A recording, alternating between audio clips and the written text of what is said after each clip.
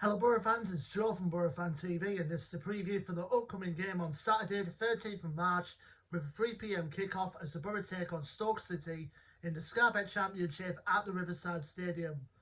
Well, Boro fans, what can I say?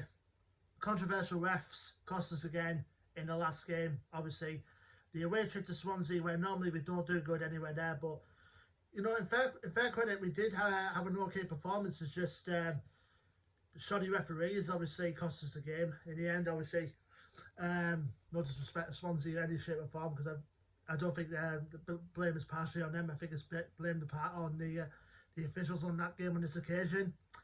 Now, start off this game, we had a good chance to take the lead through Duncan Watmore, but Freddie Woodman luckily saved. And then obviously, leading up to their first goal, obviously a bit of a communication breakdown between Bowler and Howson allowed Andre Ayew to finish up and make it 1-0 to Swansea going into half-time. And to be fair, Bettinelli could have done a lot better. Very easy could have said that, to be honest. And then the second half was obviously had its moments. Obviously, the first one is we definitely could have had a penalty or even a goal, in fact. Yannick Bolasie went down under pressure from Jay Fulton, which really, by looking at that, should have really been a penalty to us. And then Mark Bowler finishes off with a good finish, but the referee disallowed it and gave a Swansea free kick. I mean, it's either one of two ways. It could be a penalty to us or a goal for us. Obviously, the referee gave a free kick with something which what he thought he saw was a foul on Fulton, but obviously it wasn't. Fulton fouled Bolasie, end of. And then Bowler's goal was terrific, and he disallowed that for blowing his whistle about minutes before Bowler strike it, and then I don't know, Boro fans. But obviously, you know, like I said, it was an okay performance in the second half. Initially, we thought literally we could have come away with a point with Sam Morsey grabbing his first goal for the club. A terrific finish. It took a little deflection on the way, but it was a good way for Morsey to open his Boro account. And then obviously, going into the 96th, 97th minute, you know, George Saville, in my opinion, shouldn't really have to go in for that challenge. But he did get the ball. The referee initially went for a corner, but the linesman saw it differently and then convinced him to give a penalty, which I think was, again was just wrong. And then obviously Andre Ayew took away the penalty to give Swansea all 3 points at the Liberty Stadium. I mean, those are referees these days. We've got to literally do something about this. I mean, I won't be surprised if VAR comes into effect in the Championship next season after all that's been going on, and more recently as well. But it's another story for another time, Boro fans. We've got to bounce back now. We're currently sitting 9th in the league. We're now 8 points off the top 6. And we've got to look at these next 3 games coming up as must win before we go into the first international break of 2021. Now, come the Swansea game, there was some casualties. Obviously, we've lost Anthony Dyke-Steele for the rest of the season due to injury, which is obviously very, very grim for us, because Dyke-Steele's been terrific for us this season. And then obviously, to fill in that void, you either go with either Jed Spence or Darnell Fisher. My personal preference preferably will be Darnell Fisher, but because Spence had his, he obviously has his attitude problems here and there. But we'll wait to see what Warnock does for the game coming up tomorrow. Now, obviously, Ashley Fletcher's close to recovery. Is confirmed in Neil Warnock's press conference. He has returned to training this week.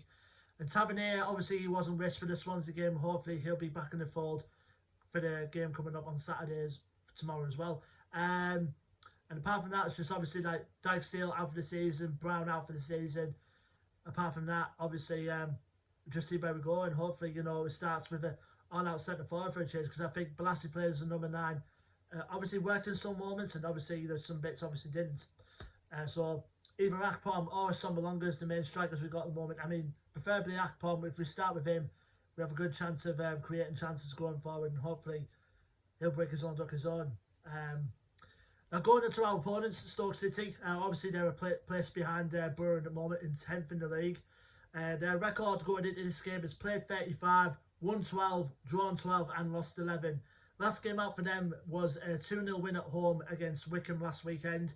Now, Michael O'Neill's side going into this game possibly with 8 key players missing out for injury, even though 5 have been confirmed so far, the likes of Morgan Fox, the likes of James McLean, the likes of Tyrese Campbell, the likes of Sam Clucas, are all out injured at the moment. They will currently have 3 doubts going into this game as well. Reece Norrington-Davis, Sam Vokes and Jordan Cousins are both doubtful. And also Nathan Collins as well, who's going to be missing for the game for the Potters as well.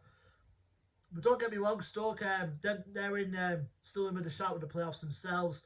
And without those key players through injury, they might have a struggle to keep a consistent one going. Because before the Wigan game, they lost the last 3. But don't get me wrong, in that Stoke squad, there's still some big key players for them in that squad. Starting with Stephen Fletcher, who's obviously approaching his like the midpoint of his career now, the mid-late point of his career. But he can still bang in goals at this level as well, like he's done throughout his career. Nick Powell as well, who can cause a threat from that number 10 position or the attacking midfield position. Jacob Brown as well, who they brought in from Barnsley, I think recently as the last summer. He's really good as well. You've got the likes of Joe Allen in the midfield as well. And of course, us Boro fans can't forget about John Obi Mikel as well, who had a spell with us. A very successful spell, short one, but successful in a way in terms of the Boro fans. So he's going to be a key player for them as well. And you've got the likes of James Chester and Harry Sauter in the back as well. I pronounce it right, Harry Sauter, the Australian defender. And I've got the likes of Angus Goodden in goal as well, who's a pretty decent young goalkeeper for them as well. And like I said with Stoke, they're a pretty good team. They're still with a shout in the playoffs like us themselves, but like us, they've got to keep a consistent run going if they want to be up there amongst the top 6 come May. Now, obviously, last time we played Stoke, obviously, was back at the Bet365 Stadium a couple of months ago, and Stoke obviously won that 1-0, courtesy of a Nathan Collins goal. It's a game we remember well for, obviously, Neil Warnock absolutely roasting the temporary away dressing room at the Bet365 Stadium at the time. But going into this game at the Riverside, we actually got a good record at home against Stoke. I think the last time Stoke beat us at home was all the way back in 1997. They beat us 1-0 that day. Obviously, we were under Brian Robson in the old First Division at the time, and Stoke came there and beat us 1-0. So we've got a decent record against Stoke at home. It's just a matter of if we can capitalise going into this game, if we can go into these next 3 games before the international break with maximum points or possibly 2 wins and 1 draw, then I'd be happy going into the break, going with full of confidence like that, and just hope the teams like Barnsley, Bournemouth and Cardiff slip up. But it's going to be a tough game, but let me know your thoughts and predictions for this game in the comment section below, Boro fans.